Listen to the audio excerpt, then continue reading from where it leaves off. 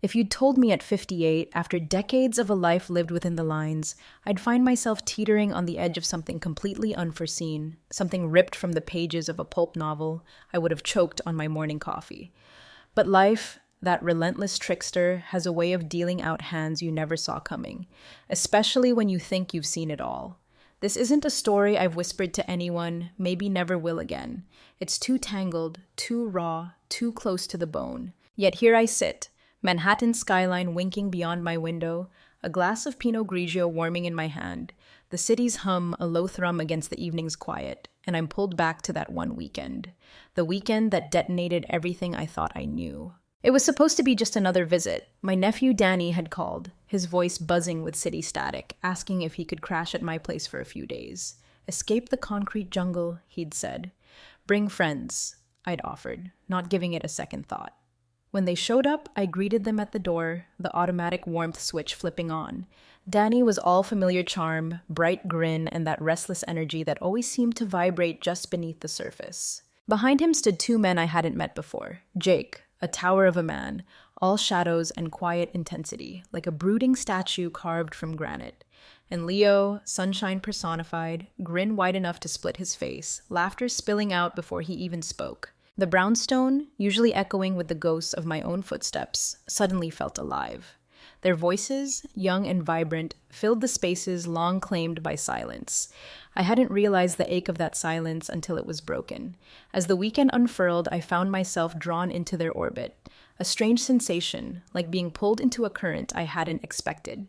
Being the only woman in a house suddenly brimming with younger men was different. Part hostess, making sure they were fed, comfortable, part participant, laughing at jokes I probably shouldn't have found so funny, joining in their ridiculous games of charades. Danny was the link, the nephew who bridged the years, but it was Jake and Leo who sparked something unexpected, something that flickered in the quiet corners of my own heart. There was a magnetism to them both, a way they seemed to see me, really see me in a way no one had in years.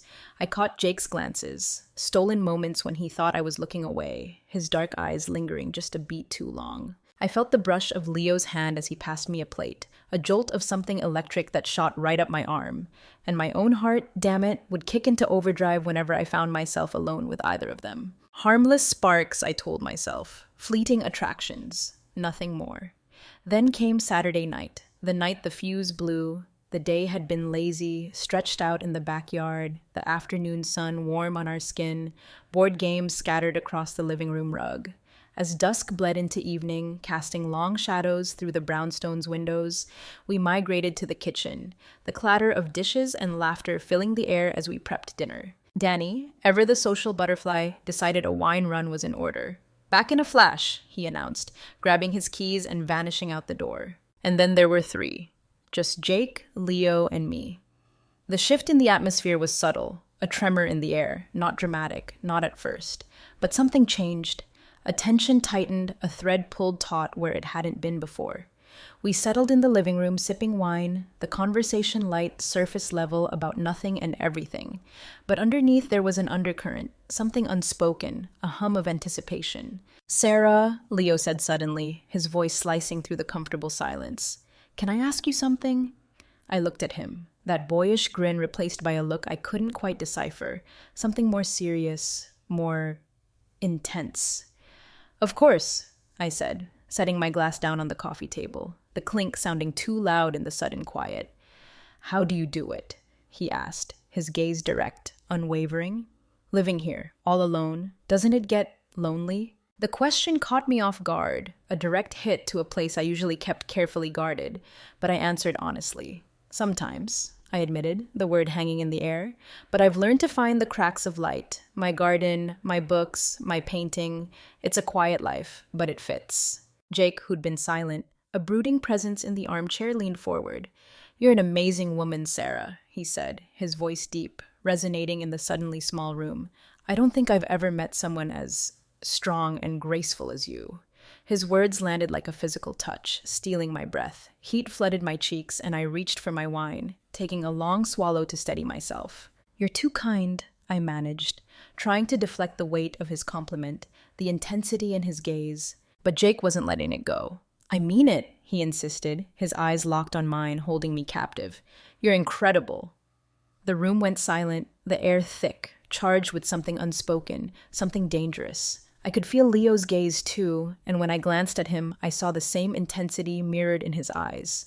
For the first time in years, a spark ignited within me, a dangerous flicker of something alive, a feeling that thrilled and terrified in equal measure. I didn't know what was coming next, but I knew, with a certainty that resonated deep in my bones, that whatever it was, it would change everything. It's strange how life throws these curveballs, these unexpected detours.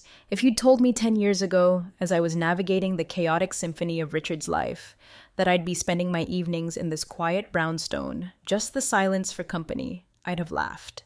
Back then, Richard, my late husband, filled every room he entered, a force of nature, a booming laugh, a larger-than-life presence. We had a good life, a full life. 2 kids, a beautiful home, years etched with memories I still held close. But then Richard was gone. Not suddenly, not a shock, but a slow fade, watching the light dim, bit by bit. And that kind of loss, that slow erosion, leaves a mark that nothing truly erases. After he was gone, the brownstone felt impossibly vast, the silence a suffocating weight. My kids, grown, lives of their own scattered across the country, visited when they could, phone calls and hurried weekends, but it wasn't the same. For a long time I drifted, days blurring into weeks, just going through the motions, a ghost in my own life. It wasn't until I picked up a paintbrush again, a hobby abandoned years ago in the whirlwind of family and career, that I felt a flicker of myself return.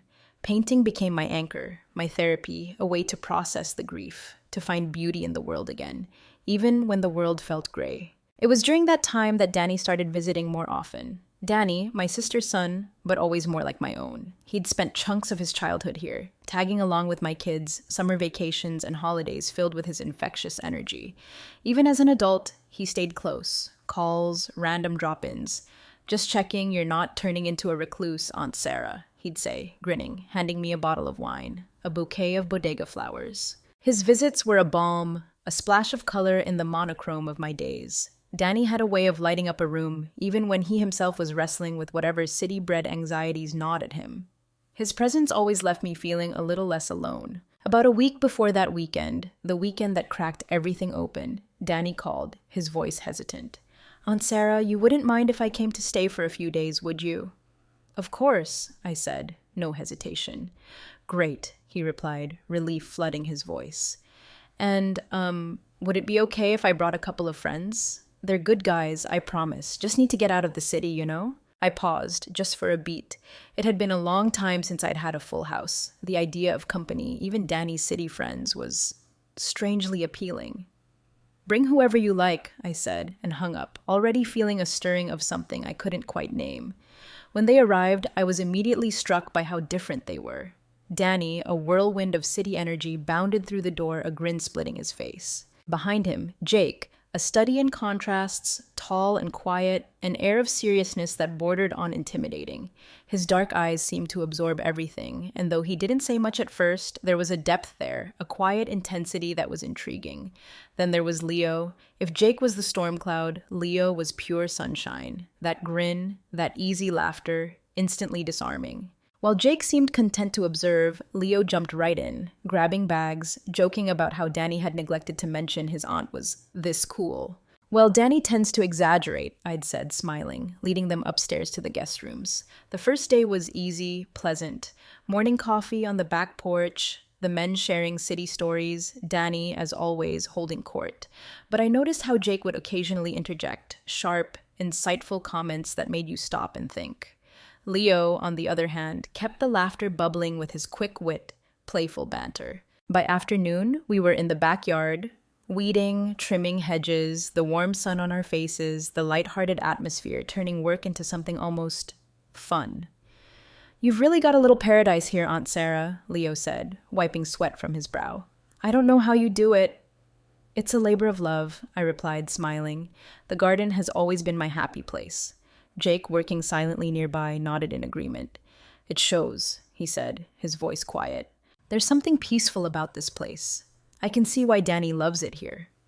His words touched me, resonated deeper than I expected, and for a moment I found myself looking at him, really looking, for longer than was perhaps wise. That evening, we gathered around the dining room table, a meal I'd spent the afternoon preparing. Simple fare, roast chicken, potatoes, a salad plucked straight from the garden, but the company made it feel special.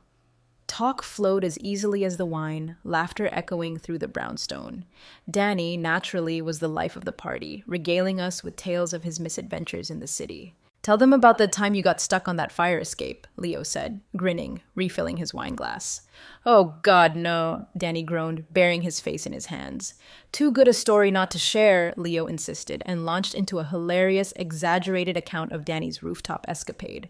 I watched them, a warmth spreading through me, a mixture of amusement, affection. There was something wonderful about seeing Danny so at ease, surrounded by friends who clearly cared for him, for each other. As the evening deepened, the conversation shifted, became more personal. "Do you ever get lonely out here, Aunt Sarah?" Leo asked, his voice softer now, the playful edge gone. The question again caught me off guard, but I answered honestly. "Sometimes," I admitted, the word hanging in the air, "but I've learned to find joy in the small things. My garden, my painting. They keep me company." Jake, who'd been quiet most of the evening, spoke up. "It's admirable," he said, his gaze direct, "what you've built here. It's rare to meet someone who's truly content with their life." His words resonated, struck a chord deep within me, though I couldn't quite articulate why. That night, lying in bed, the city sounds a distant hum, my thoughts kept circling back to Jake and Leo. There was something about them, something that made me feel seen in a way I hadn't in years. Dangerous thoughts, I knew, foolish to entertain, but I couldn't quite shut them down. Sunday was much the same, laughter and easy camaraderie filling the brownstone. Board games in the living room, the competitive spark between Danny and Leo keeping us all entertained. But there were moments, fleeting, undeniable, when the air shifted, when the atmosphere between us thickened. I noticed Jake's eyes lingering, the way his gaze held mine just a beat too long when he thought I wasn't looking. I felt the subtle shift in Leo's laughter, a softening when our eyes met across the room. And I felt, damn it, the insistent flutter of my own heart whenever they were near. By the time Danny announced his wine run that evening, I was a tangle of relief and anxiety. Relief for the moment to breathe, to collect myself. Anxiety because I wasn't sure I could navigate the growing tension, the unspoken currents that were pulling me under, without drowning. But when Danny left, the brownstone suddenly felt smaller, the air heavier. For the first time all weekend, it was just the three of us. And that's when everything tilted. When Danny vanished out the door, keys jingling, the brownstone settled into a strange, expectant silence. Just Jake, Leo, and me in the living room, the last dregs of wine swirling in our glasses, the fire in the fireplace casting dancing shadows across the walls. The conversation, which had flowed so freely earlier, now felt stilted, forced. Each sentence, each comment seemed to fall flat, swallowed by the sudden quiet. I could feel the weight of their gazes, even as I pretended not to notice, pretending to be absorbed by the flickering flames. The air was thick, heavy with something unspoken, an energy that made my pulse quicken, a nervous tremor in my hands. Just the wine, I told myself, the warmth of the evening, tricks of the firelight, nothing more. Then Leo leaned forward, elbows on his knees, breaking the strained silence. "You know," he said, his voice unusually soft, almost hesitant. "This place, this brownstone, it feels like it belongs in a storybook. It's so alive." I managed to smile, grateful for the distraction, for the shift in focus. "Thank you, Leo. It's been my sanctuary for years." Jake, who had been a silent, brooding presence in the armchair, nodded in agreement. "There's something special about it," he said, his deep voice resonating in the sudden stillness. "But I think it's you who makes it that way, Sarah." His words caught me off guard, a direct hit. I felt a flush creep up my neck, staining my cheeks. "That's very kind of you, Jake," I stammered, my voice faltering slightly, betraying my carefully constructed composure. "It's true," he insisted, his dark eyes locking onto mine, holding me captive. "You have this presence, this grace. It's inspiring." I opened my mouth to respond, to deflect, to laugh it off, but the words caught in my throat. a lump forming, choking off any sound. My heart was pounding, a frantic drumbeat against my ribs, and I could feel Leo's gaze too, intense, unwavering. Yeah, Leo chimed in, his tone more playful, but no less sincere. You're like, I don't know, the kind of woman people write songs about. Now you're both just flattering me, I said, trying to force a laugh, to break the suffocating intensity of the moment. But neither of them laughed. The silence stretched, taut, thick with unspoken meaning, and I felt a strange, almost magnetic pull towards them both. A dangerous feeling, exhilarating and terrifying in equal measure. I glanced at the clock on the mantelpiece, willing Danny to return, to shatter this charged quiet, but the minutes seemed to stretch, to slow to a crawl. Leo was the first to break the silence again. Sarah, he said, his voice low, almost a whisper, can I ask you something? Of course, I replied, my voice trembling despite my best efforts. Do you ever feel like you're missing something? The question was so unexpected, so jarringly personal, that for a moment I was speechless. I hesitated, searching for the right words, the safe words, but Leo continued before I could find them. I mean, he said, gesturing around the brownstone encompassing the room, the life I'd built within these walls. You've built this amazing life for yourself, but do you ever wish there was more? I stared at him, my breath catching in my throat. It wasn't just the question itself, it was the way he was looking at me, like he already knew the answer, like he was seeing straight through the carefully constructed walls I'd built around my heart. Sometimes, I admitted finally, the word barely audible, a whisper lost in the crackling fire. Jake leaned forward then, his dark eyes searching mine, probing. Insistent. What do you wish for, Sarah? He asked, the question hanging in the air, heavy, intimate. I didn't know how to answer, didn't know how to put into words the ache that had been building, the deep-seated longing for connection, for passion, for something that would make me feel, truly feel, alive again. Without thinking, I stood, a sudden urge to move, to escape the suffocating intensity of their gazes and walk to the window, turning my back to them, staring out at the darkened city. I don't know, I said, my voice barely above a whisper, staring out at the city lights blurring through unshed tears. I suppose I wish I could feel young again, just for a moment. There was a pause, a beat of silence that stretched on, thick with unspoken emotion, and then I heard Leo's voice, closer now behind me. You don't need to feel young to be alive, Sarah. I turned to look at him, and the intensity in his gaze took my breath away. He had stood too, and now he was only a few steps away, his presence radiating a warmth that drew me in, a pull I couldn't resist. You're incredible, he said, his voice steady, sincere, just as you are. Before I could even process his words, before I could form a response, Jake was there too, his presence suddenly overwhelming, a powerful force closing in on me. He's right, Jake said, his deep voice soft but insistent, unwavering.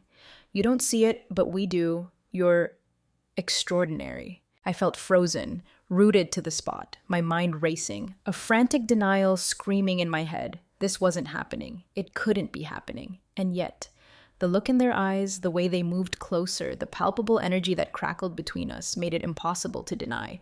You're both being ridiculous, I whispered, my voice trembling, a pathetic attempt at a laugh that cracked and died in my throat. No, we're not, Leo said, stepping closer, closing the gap between us until he was only inches away, his breath warm on my face.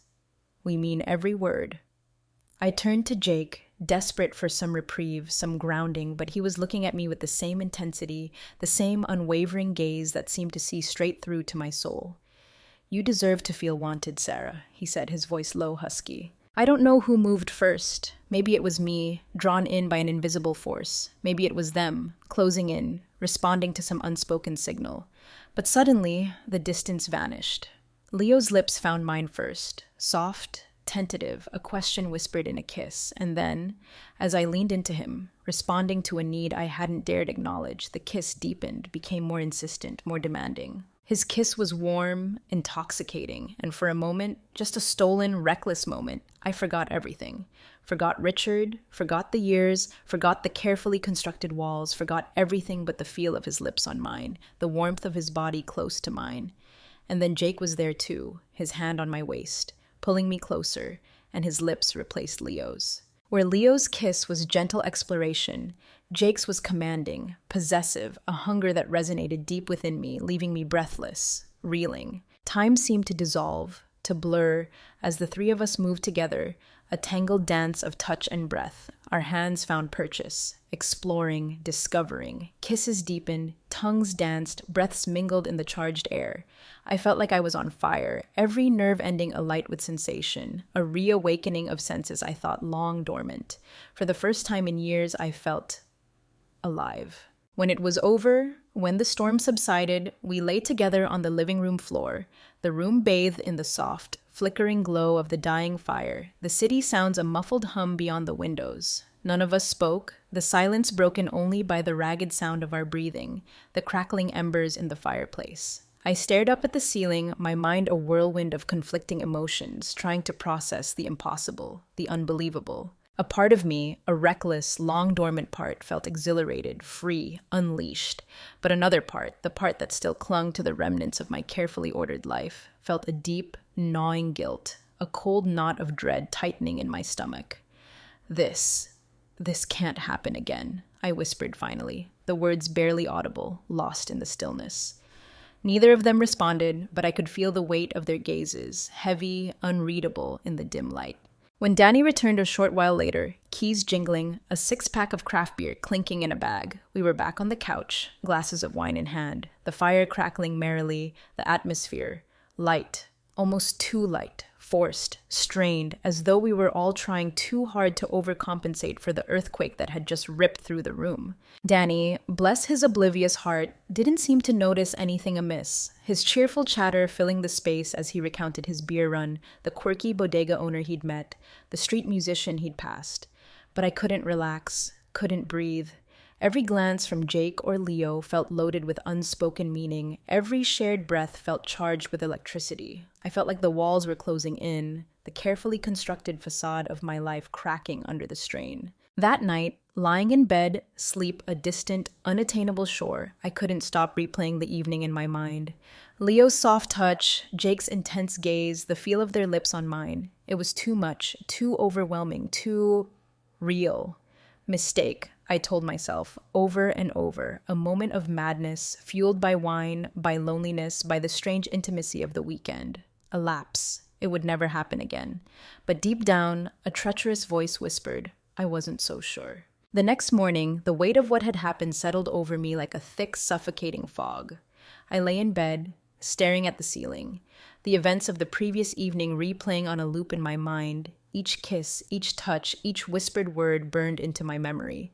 No matter how I tried to rationalize it, to dismiss it as a momentary lapse, I couldn't shake the feeling that I had crossed a line that could never be uncrossed. A lapse in judgment, I told myself again, a moment of weakness brought on by loneliness, by too much wine, by something else, something darker, something I wasn't ready to name.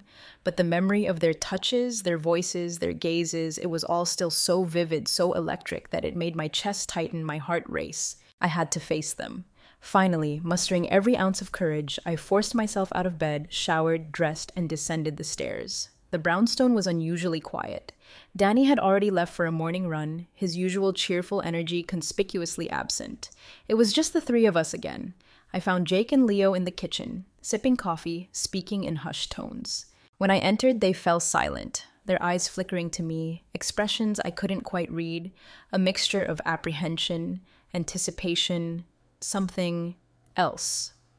Good morning, I said, my voice steady but brittle, like thin ice about to crack.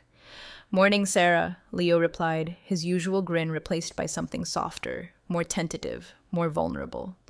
Jake simply nodded, his gaze lingering on me for a long, charged moment before he looked away, out the window, at the gray city sky. The air between us was thick, heavy with unspoken tension, the residue of the night before clinging to the air like smoke. I busied myself with the pretense of making tea, my hands trembling slightly as I reached for the kettle, the clatter of porcelain cups too loud in the strained silence.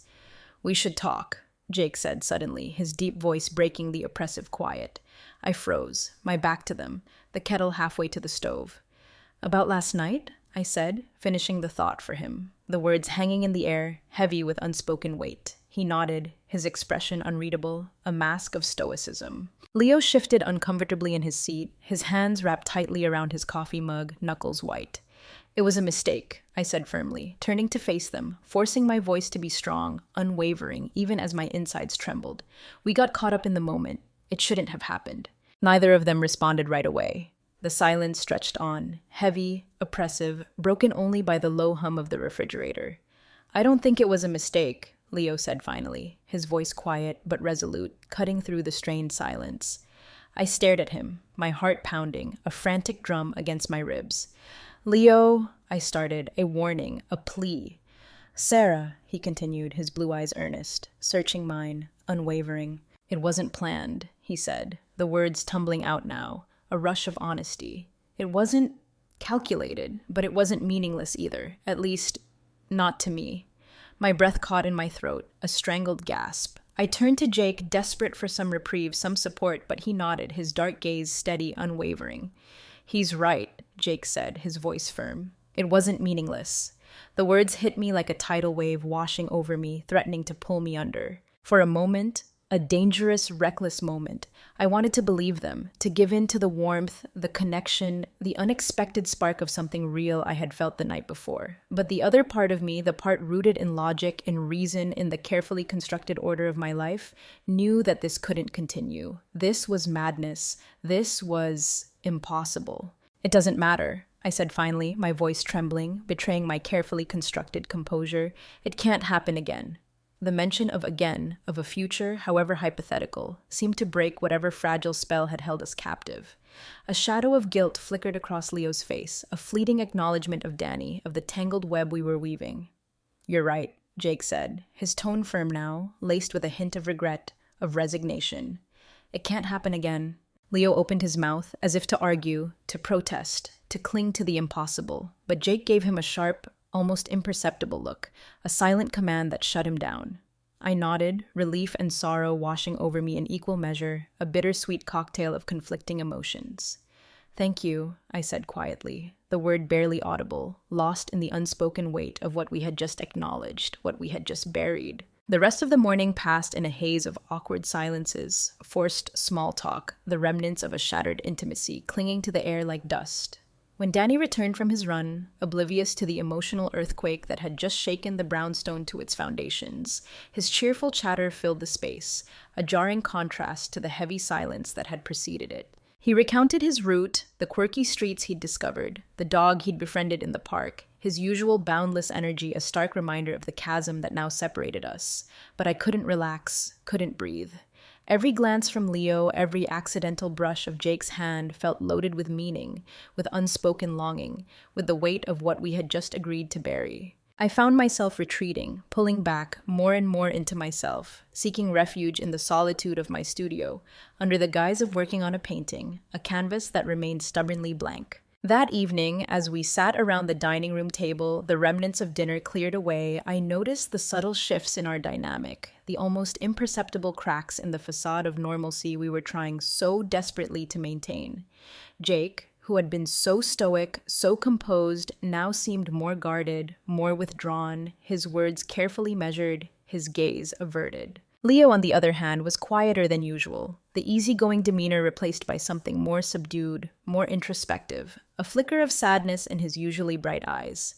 Danny, bless his oblivious heart, didn't seem to notice a thing, chattering on about his plans for the week, oblivious to the undercurrent of tension that thrummed beneath the surface of our strained conversation. But I couldn't help feeling like I was balancing on a knife's edge, one wrong word, one misplaced glance, away from everything unraveling, from the carefully constructed facade shattering into a million irreparable pieces. After dinner, Danny, ever the social coordinator, suggested a movie, his enthusiasm infectious, even in the face of my mounting unease.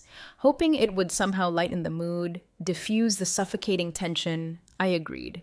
We settled into the living room, Danny sprawling across the couch, a mountain of blankets and pillows, while I perched in an armchair, a safe, deliberate distance from Jake and Leo, the physical space a futile attempt to create emotional distance. The movie flickered on the screen, a mindless action flick, explosions and car chases filling the room, but I couldn't focus, couldn't follow the plot.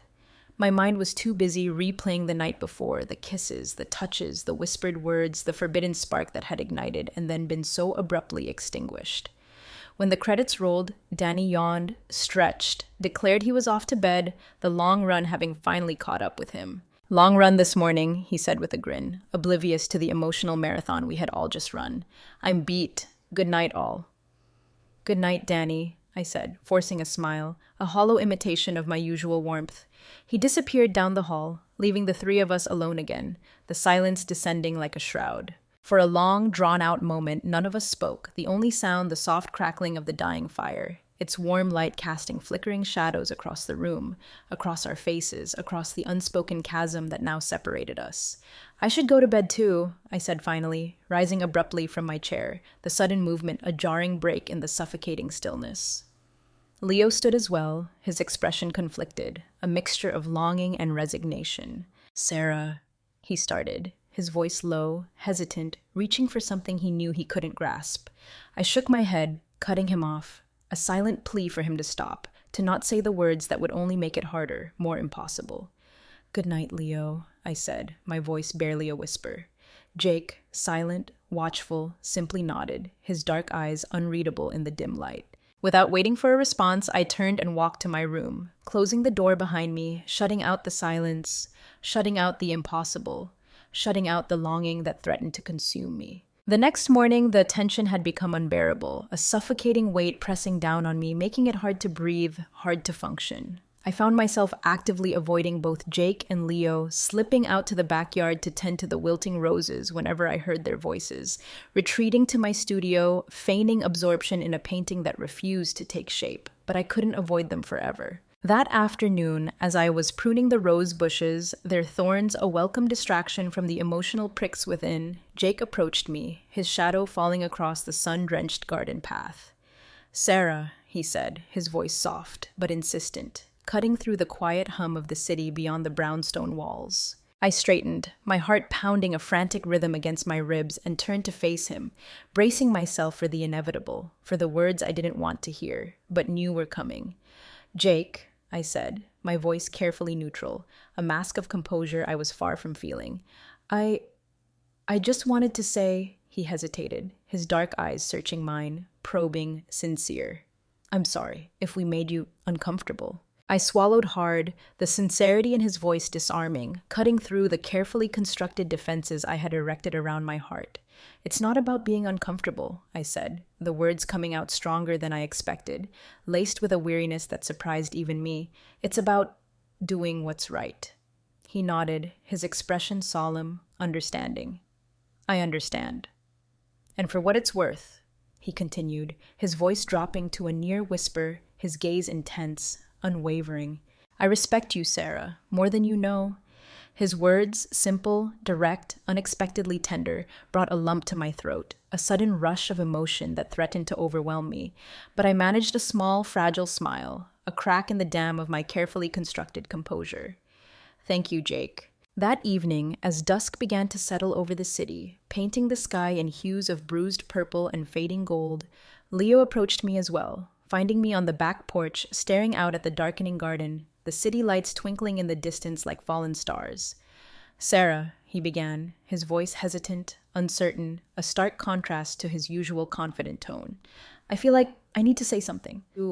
I braced myself, steeling myself for the words I knew were coming, the words that would confirm what I already knew, what we had already agreed to. "Last night," he continued, his voice barely above a whisper, his gaze earnest, pleading.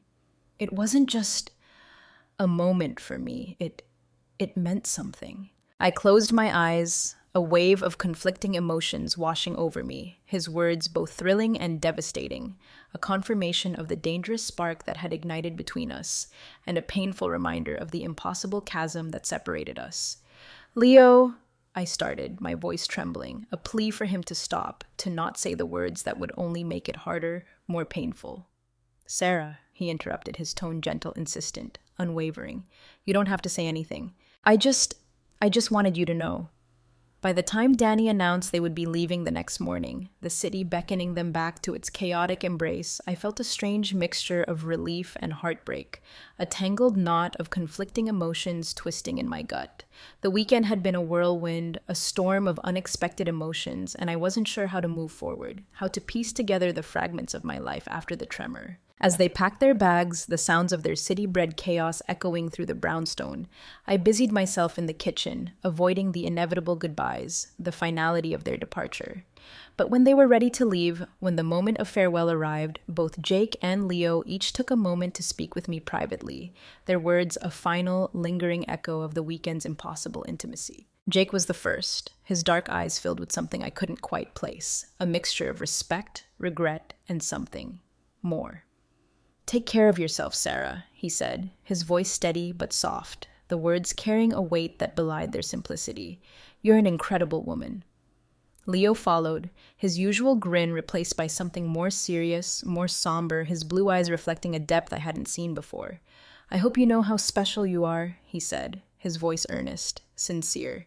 "Thank you for everything, for letting us stay. It meant more to me than I can say." And then the door closed behind them, the sound echoing through the suddenly silent brownstone, a final punctuation mark on a weekend that had changed everything. When the door closed behind them and their taxi disappeared down the tree-lined street, swallowed by the city's relentless pulse, I was left with the weight of silence, a silence that felt different now, altered, irrevocably changed. For years, I'd grown accustomed to the quiet of the brownstone, even found solace in its stillness, its solitude.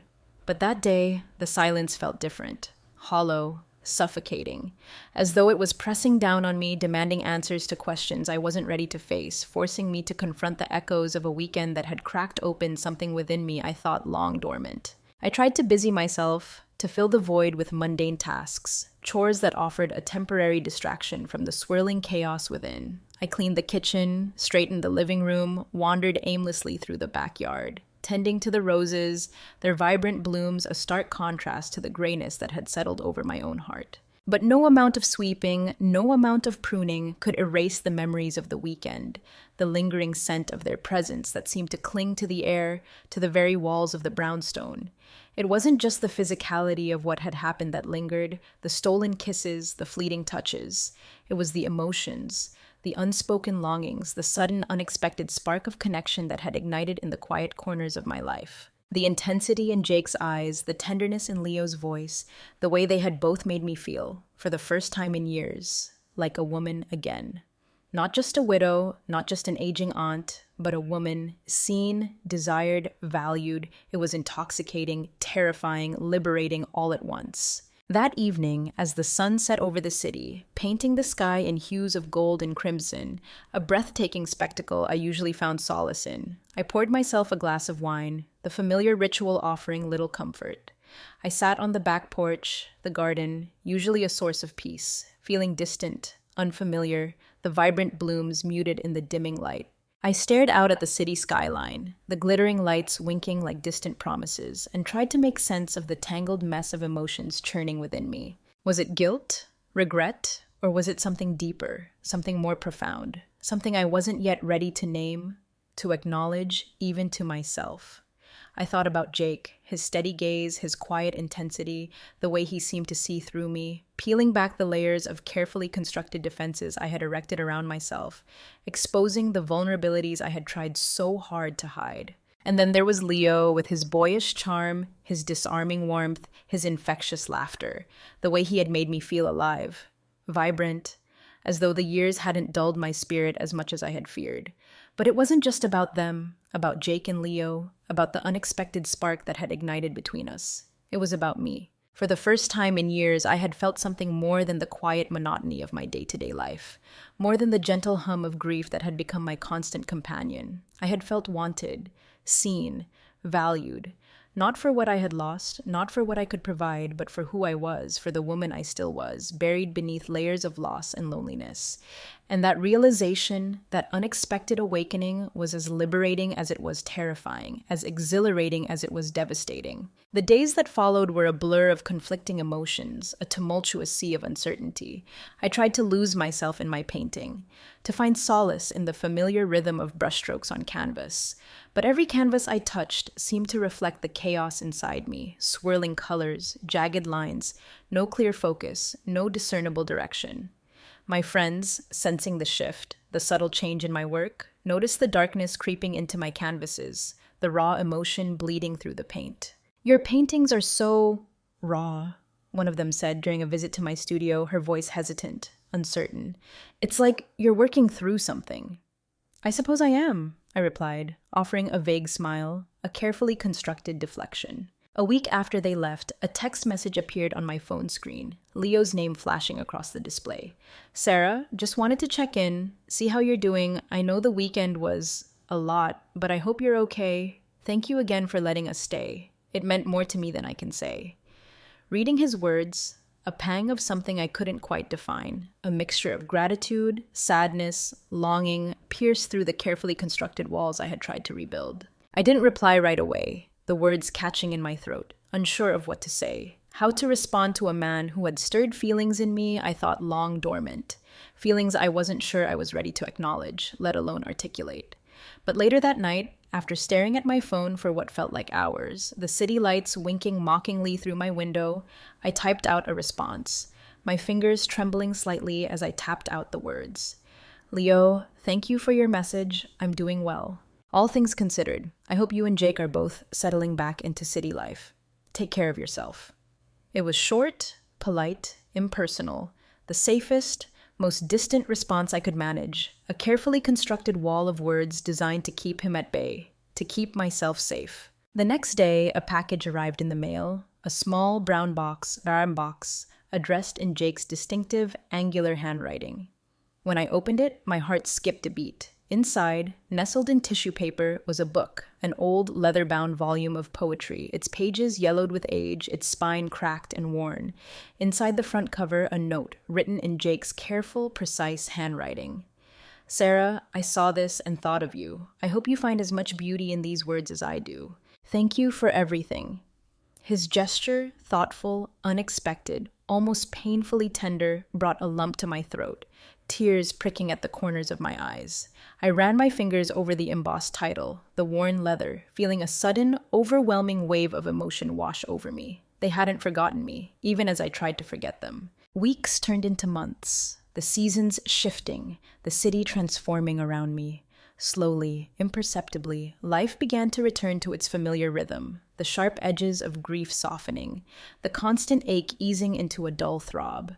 The backyard bloomed with the arrival of spring, vibrant colors pushing through the thawing earth, a silent promise of renewal. My painting, too, took on a brighter, more hopeful tone, the darkness receding, replaced by softer hues, more fluid lines. I began to see friends more often, to host small gatherings in the brownstone, laughter and conversation filling the spaces that had been silent for so long, a fragile attempt to reclaim the life I had known before the earthquake. But no matter how busy I kept myself, no matter how carefully I reconstructed the facade of my life, the memories of that weekend lingered, like ghosts in the quiet moments late at night when the city sounds faded to a distant hum, or in the early mornings when the sun's first light crept across the bedroom floor. I thought about reaching out to them, to Jake, to Leo, more times than I could count, my fingers hovering over my phone, poised to send a message, to break the silence, to reopen the door. But each time I stopped myself, pulling back, retreating into the safety of solitude. Better this way, I told myself, over and over. The distance, the silence would help us all move on, to heal, to forget, to... It wasn't until summer, the city sweltering under a blanket of heat, that I saw Danny again. He arrived unannounced one sunny afternoon, his arms laden with grocery bags, his usual grin firmly in place, a splash of city energy bursting into the quiet of the brownstone. "Aunt Sarah," he called, his voice echoing through the empty rooms. "Anyone home?"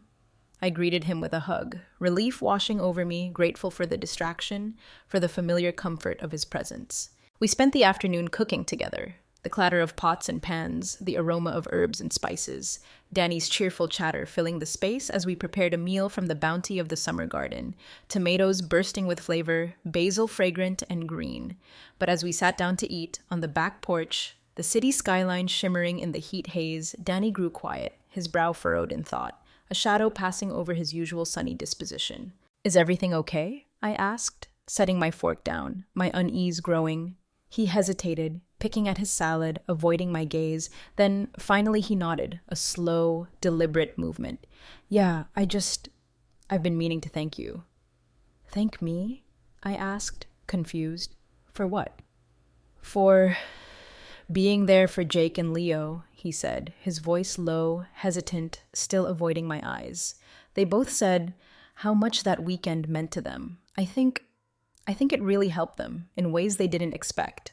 His words caught me off guard, a sudden, unexpected jolt that sent a tremor through me. I struggled to keep my expression neutral, to mask the sudden surge of emotion that threatened to overwhelm me. "I'm glad to hear that," I said carefully, the words measured, non-committal. "They're good guys, Danny," I managed, forcing a lightness into my voice, a casualness I didn't feel. "Yes," Danny continued, finally meeting my gaze, his expression earnest, sincere. "They are. And they both think the world of you, Aunt Sarah." I smiled, a small, fragile gesture, but inside, beneath the carefully constructed facade, my emotions were churning, a turbulent mix of confusion, guilt, and a flicker of something else. After Danny left, the brownstone settling back into its familiar quiet, I found myself thinking about what he had said, his words echoing in the silence, refusing to be dismissed. Was it possible?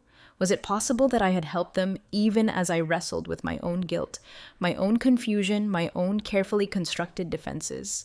Slowly, tentatively, I began to see the weekend in a different light, not as a mistake, not as a lapse in judgment, but as something more. As a moment of unexpected connection in an otherwise solitary existence, a fleeting spark of life in the quiet corners of my world. It hadn't been perfect, it hadn't been easy, it had been messy, complicated, dangerous, but it had been real. And that, I realized, in the quiet solitude of my brownstone, in the fading light of a summer evening, was something to hold on to, something to cherish, something to remember. Months later, as autumn painted the city in fiery hues as the leaves turned and fell, blanketing the streets in shades of red and gold, I sat in my backyard, the air crisp and cool, watching the city skyline shimmer through the bare branches of the trees. A sense of peace settled over me, a quiet acceptance I hadn't felt in a long time. Life is messy, unpredictable, often full of contradictions, unexpected detours, and impossible choices. But it's also beautiful. Filled with fleeting moments of connection, unexpected sparks of joy, and reminders, however fleeting, however fragile, of what it means to be human, to be alive, to feel. I don't know if I'll ever see Jake or Leo again. Maybe it's better if I don't. Maybe some connections are meant to be fleeting, to burn bright and then fade, leaving behind only the warmth of memory.